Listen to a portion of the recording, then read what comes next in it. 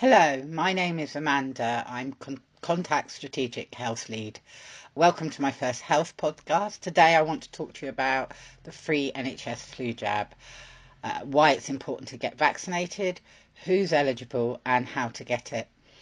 The flu season is already upon us, and with the COVID second wave here, it's more important than ever to protect ourselves from flu.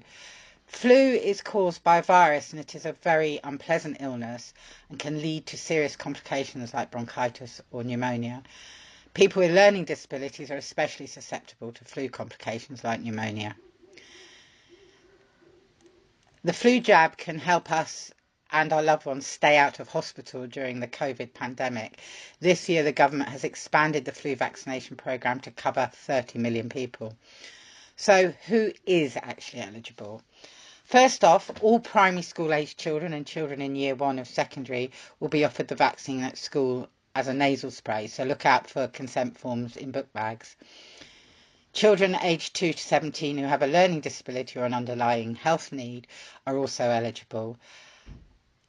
Other people eligible include adults with a learning disability or with a long-term health condition, and carers who receive carers allowance or care for a disabled person. If your young person has a learning disability and is aged 14 or over, they can join your GP practice learning disability register. Call the practice to check that they are on the register. Being on the register means they will get invites to have a flu jab and an annual health check. Remember, people with learning disabilities don't have to be on the register to get a jab. You can find out more about the learning disability register and annual health checks on the Contact website. If your young person struggles with GP appointments, speak to the practice about making reasonable adjustments. You can also listen to Rosie talk about the reasonable adjustments her autistic son Blake needs to attend a flu jab appointment. I'm Rosie, mum to Blake, who's 16 and has severe autism and learning disabilities. Any sort of medical procedure like a flu jab would be quite difficult for him. What would help us? Familiar location. If it can't be done in a familiar location, can you supply photos of the location and the team? It's really helpful for my son to see where he's going and what's going to happen.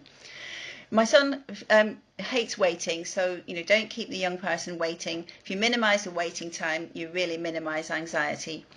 Talk in advance to the young person or parents or carers about what will work for that young person. For example, for Blake, an early appointment time would be a disaster. Really avoid talking too much and don't bother with distraction techniques, no bubbles and no teddies. Be aware that the young person may need more than one person to accompany them into the treatment room. And my last tip, be deft and be quick. You will only get one shot at this. Finally, some carers tell us that their GP surgery has refused to give them the free vaccine.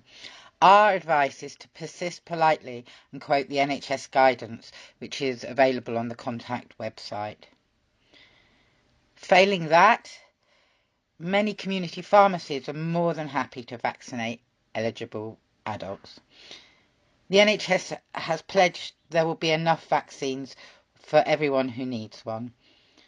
You can find out more about the flu jab for disabled children and for carers on the Contact website at www.contact.org.uk.